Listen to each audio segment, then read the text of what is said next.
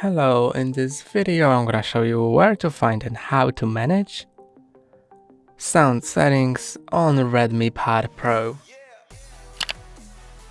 Let's first open Settings app.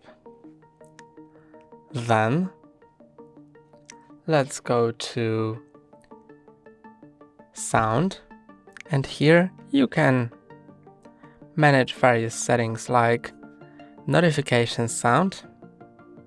Let's tap on it, and here you can set it to birds and fireflies, droplets or more ringtones. Okay, you can set alarm to one of those.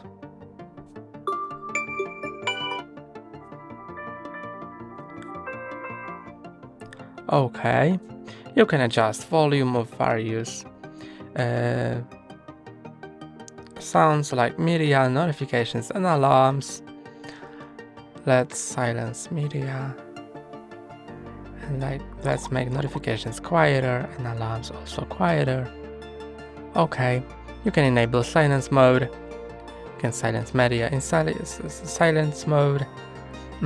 You can enable do not disturb and manage additional settings. That's all for today. Don't forget to like and subscribe. See you next time.